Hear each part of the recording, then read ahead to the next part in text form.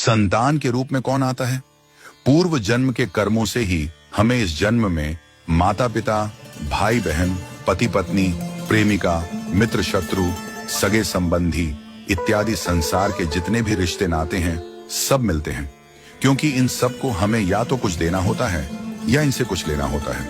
वैसे ही संतान के रूप में हमारा कोई पूर्व जन्म का संबंधी ही आकर जन्म लेता है, जिसे शास्त्रों में 4 प्रकार का बताया गया है। 1. अरणानुबंध पुत्र। पूर्व जन्म का कोई ऐसा जीव जिससे आपने ऋण लिया हो या उसका किसी भी प्रकार से धन नष्ट किया हो, वह आपके घर में संतान बनकर जन्म लेगा। वह अपना धन बीमारी में या व्यर्थ के कार्यों में तब तक नष्ट करेगा जब तक उसका पूरा हिसाब न हो जाए। 2. शत्रुपुत्र। पूर्व जन्म का कोई दुश्मन आपसे बदला लेने के लिए आपके घर में संतान बनकर आएगा। बड़ा होने पर वह माता पिता से मारपीट, झगड़ा करेगा या उन्हें सारी जिंदगी किसी न किसी प्रकार से सताता ही रहेगा। वह हमेशा कड़वा बोलकर उनकी बेइज्जती करेगा और उन्हें दुखी रखकर ही खुश होगा। 3. उदासीन पुत्र। इस प्रकार की संतान न तो माता पिता की सेवा करती है, न ही कोई सुख देती है।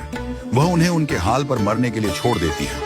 विवाह होने पर यह माता पिता से अलग हो जाते हैं और उनकी चिंता नहीं करते। 4. सेवक पुत्र। पूर्व जन्म में यदि आपने किसी की खूब सेवा की है तो वह अपनी की हुई सेवा का ऋण उतारने के लिए आपकी सेवा करने के लिए पुत्र बनकर आता है। जो बोया है वही तो काटोगे। यदि अपने माता पिता की सेवा की है तो ही आपकी संतान बुढ़ापे में आपकी सेवा करेगी, वरना कोई पानी पिलाने वाला भी पास न होगा। आप यह न समझें कि यह सब बातें केवल मनुष्य पर ही लागू होती हैं। इन 4 प्रकार में कोई भी जीव आ सकता है। यदि आपने किसी गाय की निस्वार्थ भाव से सेवा की है तो वह भी पुत्र या पुत्री बनकर आ सकती है।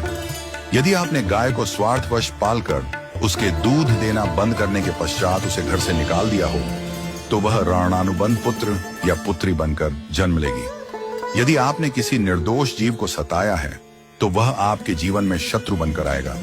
इसलिए जीवन में कभी किसी का बुरा न करें, क्योंकि प्रकृति का नियम है कि आप जो भी करोगे उसे वह आपको इस जन्म में या अगले जन्म में 100 गुना वापस करके देगी।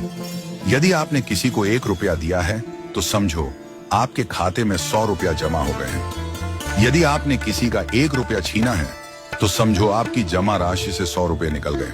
जरा सोचिए, आप कौन सा धन साथ लेकर आए थे और कितना साथ लेकर जाओगे?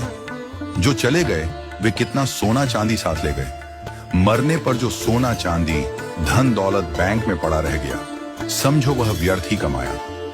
औलाद अगर अच्छी और लायक है तो उसके लिए कुछ भी छोड़कर जाने की जरूरत नहीं है, वह खुद ही कमा लेगी।